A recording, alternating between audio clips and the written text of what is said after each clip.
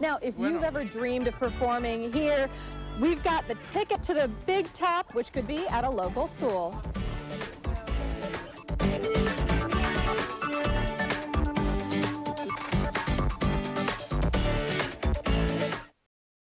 Now, dreams of being under the big top are helping local youth, thanks to one woman who's making it all possible. Mike Donahue joins us now in the studio with more on this woman and the Circus Project. Mike? Priya, you three are having too much fun out there. I think you're right. The woman you mentioned is Jenn, and she joined the circus. She's now teaching circus skills to local homeless and at-risk kids here in Portland. Last Saturday, they performed for the first time. Jenn fell in love with the trapeze as a teenager, and you might say she ran away to join the circus.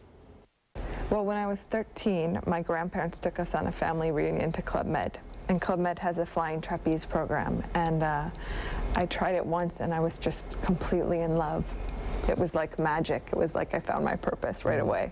Your parents wanted you to go on to higher education, but you had other desires, huh? Yeah, I mean, I tried higher education, but it didn't give me that same drive that I had for flying and circus and that sense of purpose. And you're sharing it now with at-risk and homeless people, right? Yes, yes.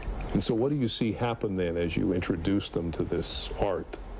Well, it depends for each kid. I have some kids who come in and who are just absolutely terrified of heights. So for them to get on the trapeze is like elation. It's so exciting when they finally get there. Overcoming a fear. Totally, and that takes, you know, sometimes it takes a whole class just to get up to sit on the bar.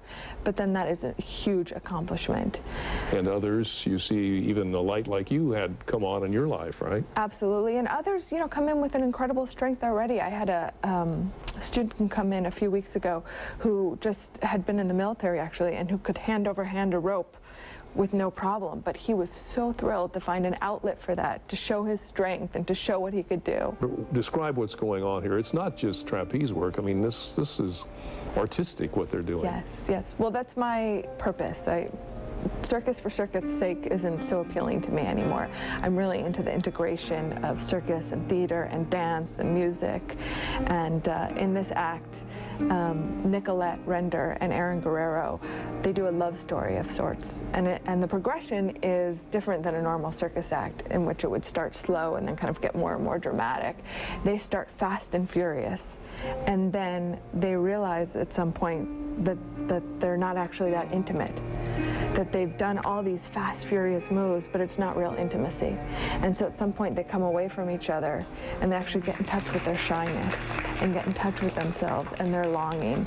And then they come together again from a place of more wholeness. You're really trying to make people extend themselves beyond who they are, right? I mean, in a sense, discover what they can be.